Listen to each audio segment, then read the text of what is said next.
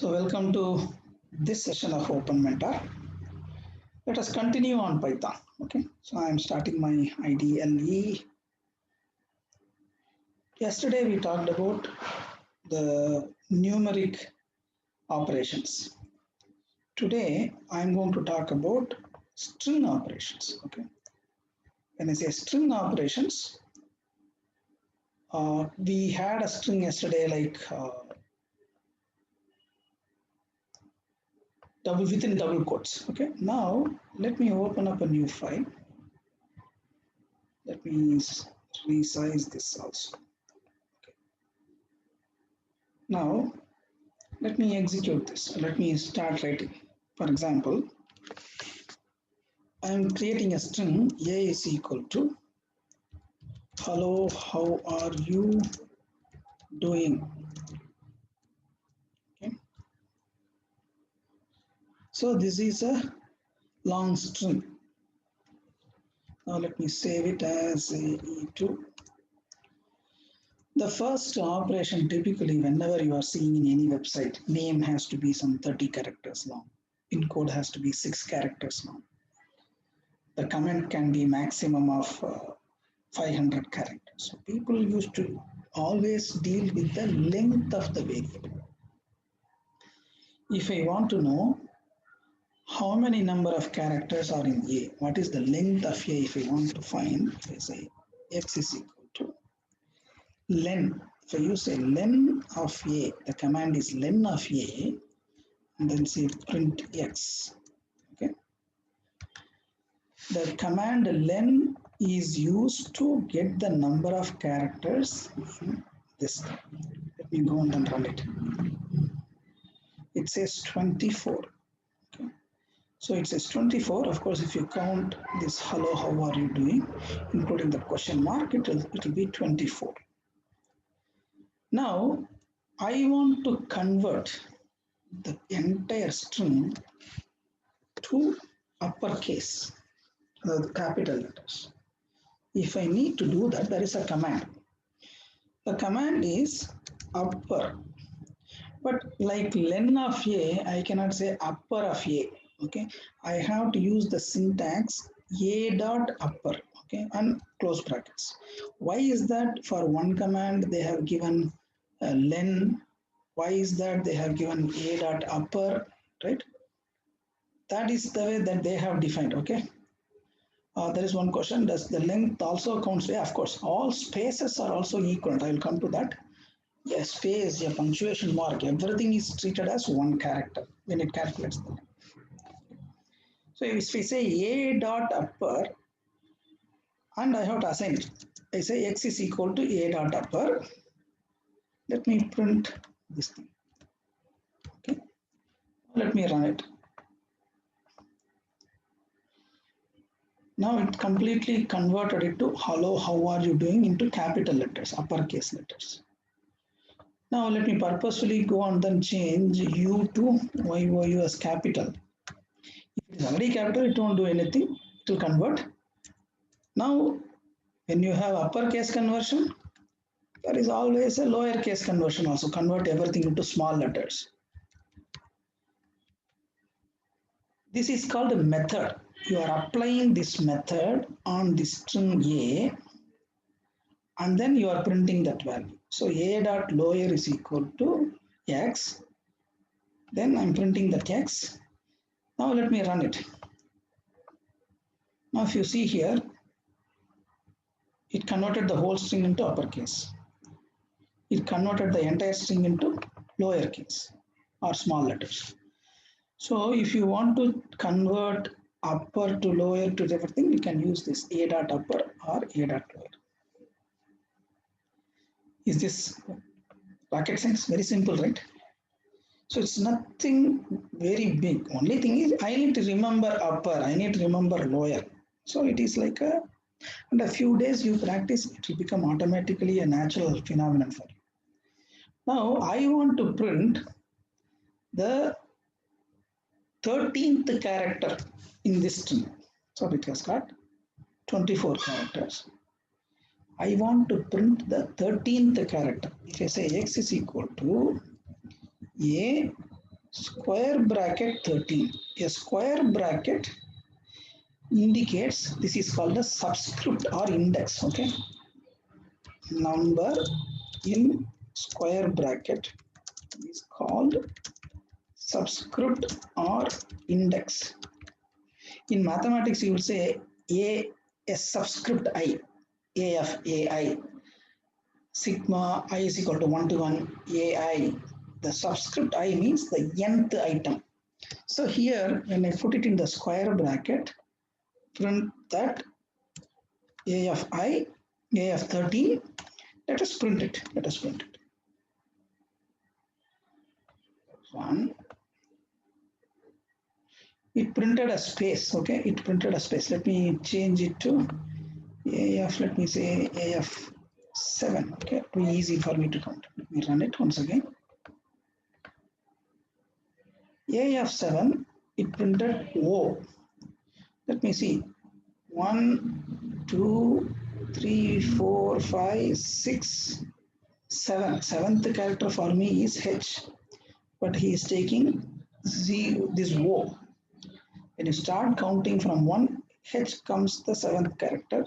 Now it says O. The reason is he will start counting as 0, 1, 2, 3, 4, something like that. So he will treat the very first character as 0th character.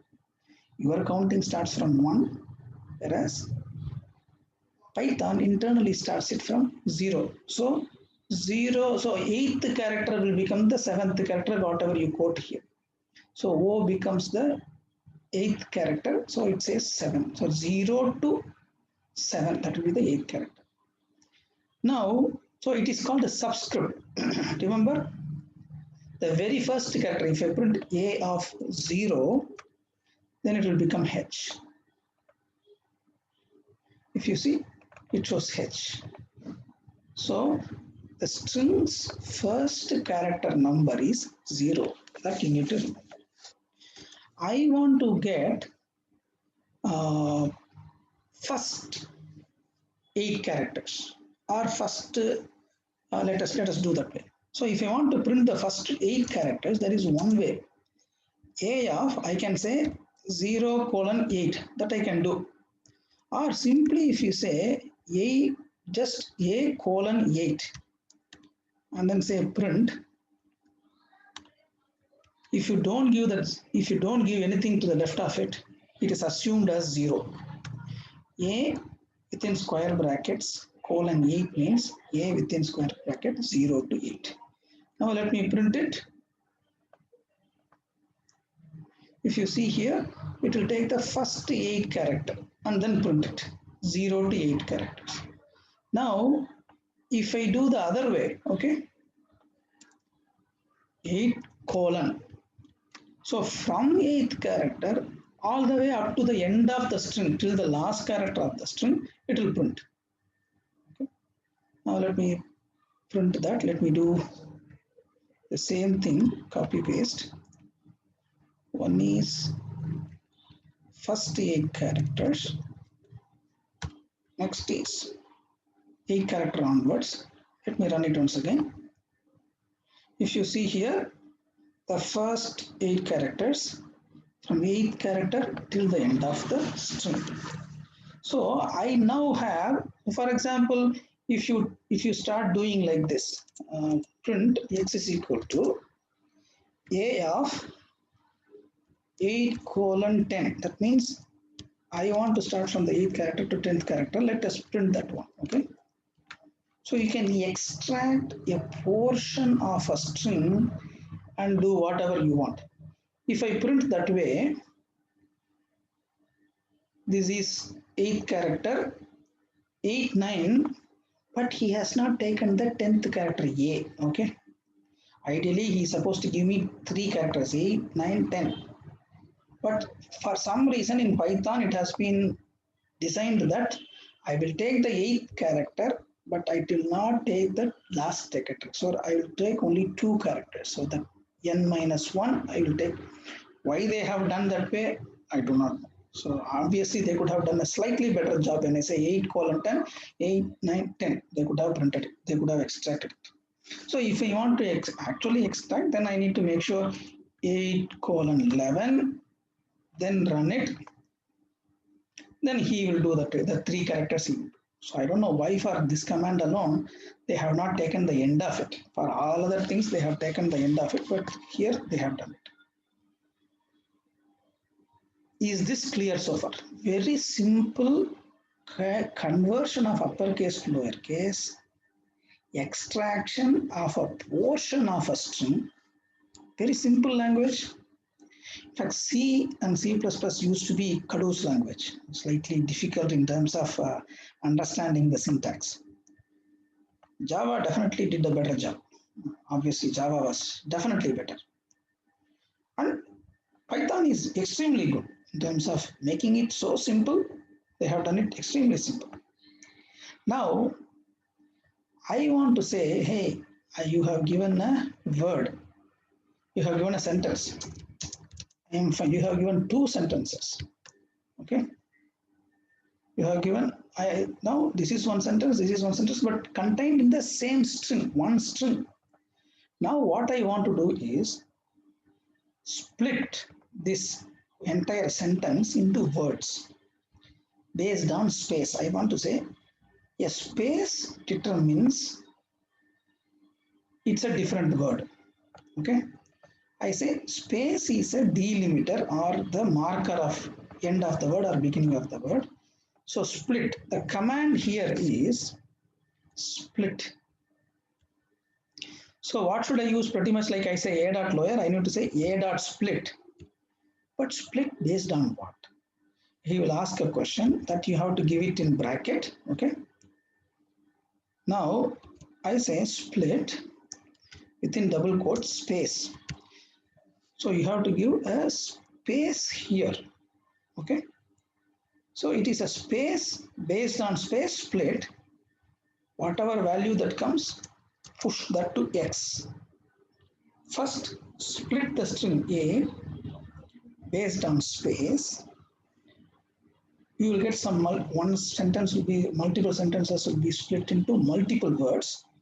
Push that to X. Now I say print X. Okay. Let me run it and then show it to you. You will understand what it does. Now if you see here, he printed like within a square bracket. Anything that is coming in a square bracket, it is called a list. List meaning a list of values.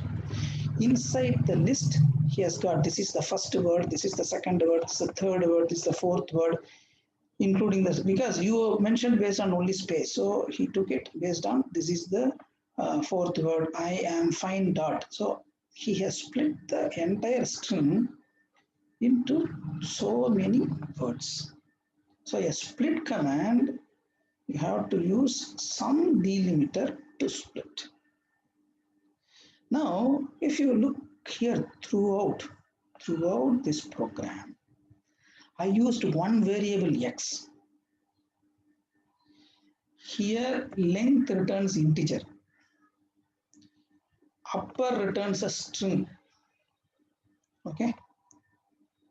Split returns a list.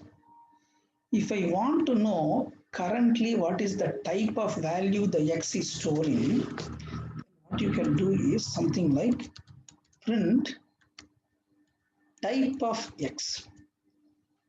So brackets must match. This is the inner bracket. This is the bracket for the print. Type of X meaning what is the type of value it is currently storing. So here it is number, here it is string. Let me go to the end and then put, oh sorry,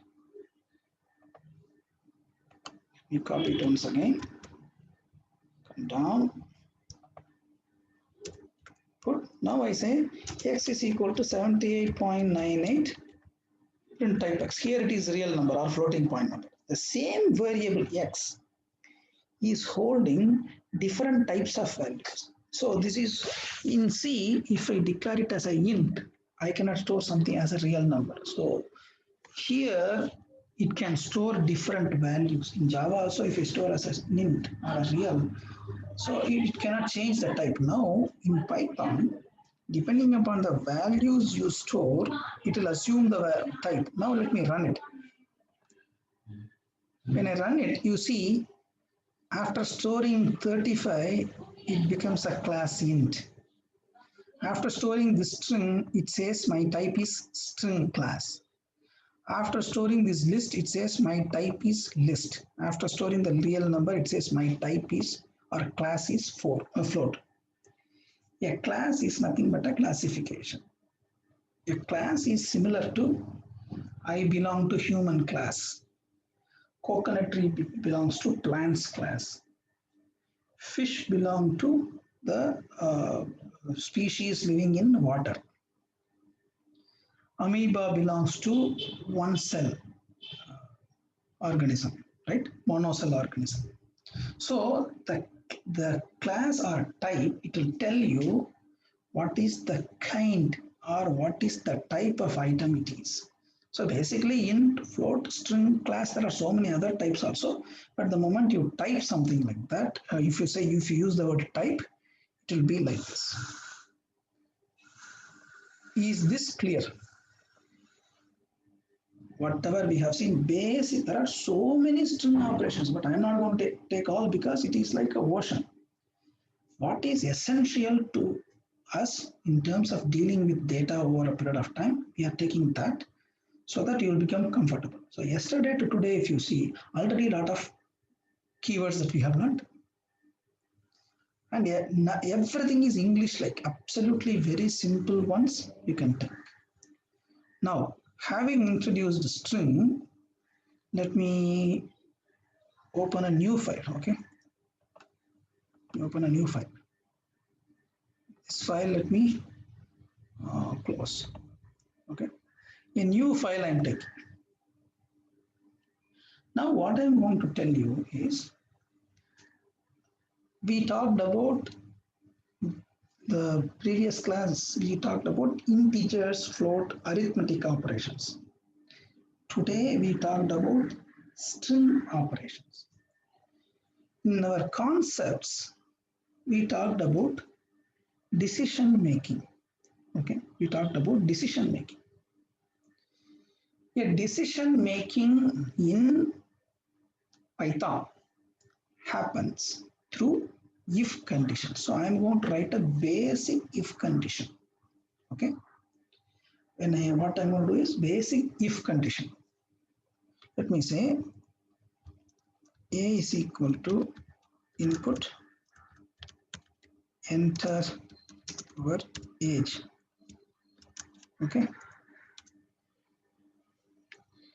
X is equal to int of A. Okay. So either I can write it this way, or I can do one more thing. I can say put an int inside that. First, this is the command, input of this. First it will be executed, then it will be converted to int. So you can also do that way. Either way it is fine. So just to become extremely simple and clear to read, I am writing it as two statements. The effect is exactly the same. Only thing is I am saying A is equal to input of something, enter your age. X is equal to int of A. Okay. Now I'm going to say, if you are below 18, you cannot vote. Or 18 or more, you can vote. Now first I want to say, if you are below 18, you cannot vote. I just want to check that, okay? Or I want to say, 18 or above, you can vote. I want to print that message. If you want to say, take a decision whether you are 18 or above, the syntax is if. If, better to use a bracket for the condition so that you know it is a group. If A greater than or equal to 18, this is a mathematical expression. A greater than or equal to 18 is a mathematical expression. So if A is greater than or equal to 18, what should I do? Put a colon, just watch, put a colon symbol, hit enter. when you put colon and hit enter inside the if, the cursor doesn't go to the first column. It comes with an indentation slightly towards the right. That means this is an indented portion is a block within the if. This portion is the then portion. Okay, this is equal to then portion. If you hit enter again, it will stay in the same indented variable place. Now I say simply print can vote. That's all. Okay. Now this is a one simple if condition E3. Let me say I'm getting a number. If the number is greater than or equal to 18, I simply print you can vote. That's all. Now, if I run this program, let me close this guy. Let me run it once again so that it will start at the beginning. Enter your age. I say 19. Now it says a greater than or equal to 18, string or int. Okay, sorry, I should have used the king x here. Okay, I should have used x because a is a string. You have to use only the integer portion of it. Let me run it once again. Enter your age 23. It says you can vote because 23 is greater than or equal to 18, greater than 18, so it comes to this portion. But now let me run it once again. Now I run it. Suppose I say 15. It doesn't display anything for 15 because all you have given instruction to the computer is if it is greater than or equal to 18, do something. If it is not, what? You have not mentioned it. So if it is not, then go back one indent, come to the same line as if, use else, put a colon. Again, if is a keyword, else is a keyword, if followed by condition colon, else colon, hit enter again it will get indented. Once the indentation comes, you can say print you cannot vote. Wait for some time.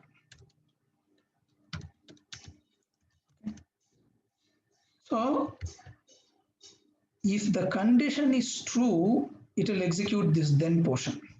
If it becomes false, it will execute the else portion. Now let me run it. Enter your age 13. It says you cannot vote, wait for some time. So it comes to the else portion. So this is called program control statement. Why it is control statement? I am like a traffic policeman. Based on some condition, you go this way, you go that way. So if this condition is met, go here. If the condition is not met, go here. So I can do that. Now, this is one part, okay?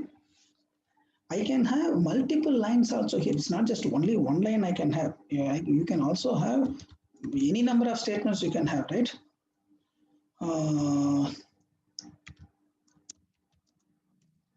Do you have voter ID? Okay. Now I can also say multiple lines I can have in a if then portion as well as else portion. Okay.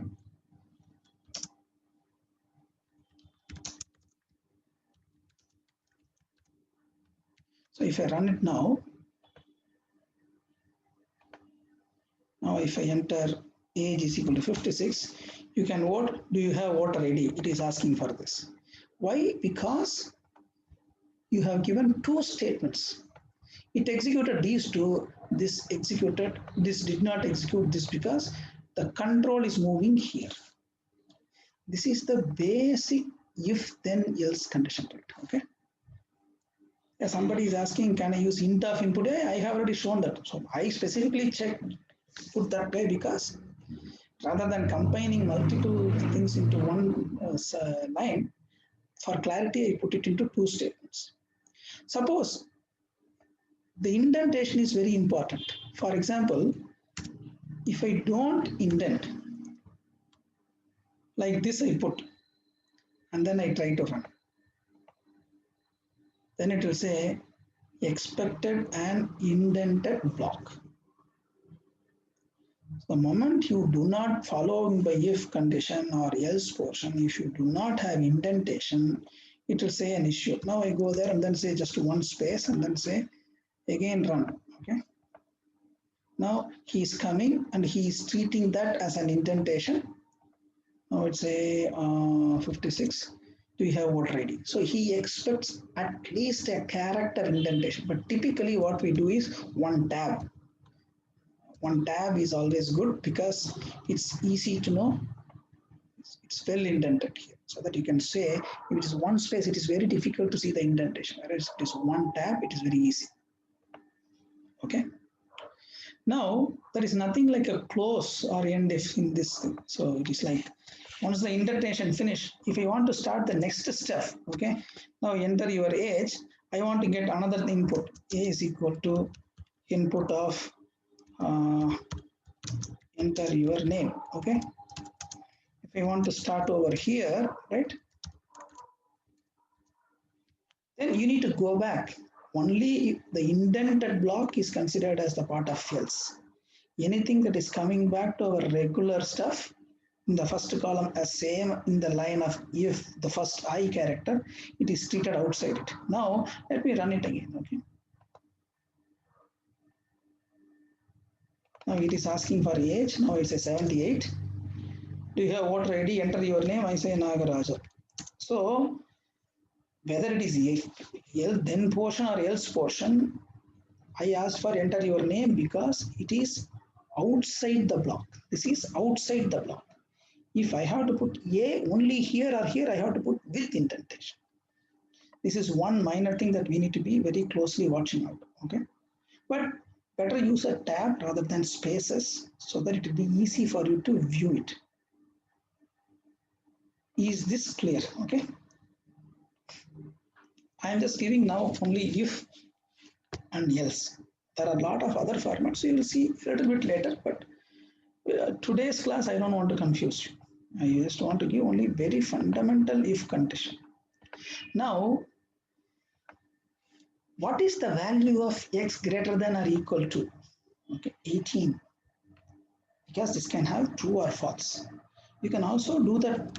For example, if I say f is equal to x greater than or equal to 18. X greater than or equal to 18. So what I'm doing is I am giving an expression, a relational condition here.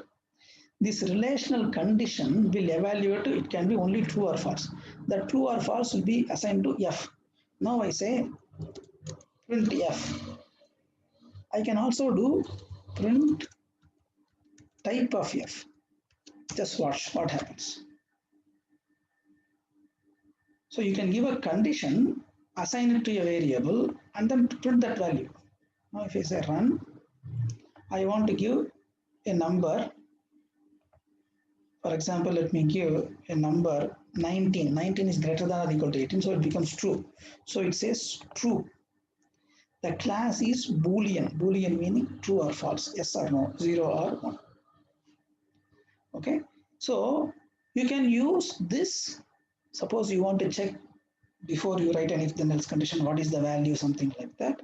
You can also print it, absolutely no problem. Is this clear? Cool. Now time for exercise. So today we learned len, upper, lower, split, square brackets and colon, and then the keyword type, and then we learned if, else. Okay, so almost 9 to 10 commands or keywords of Python we have learned.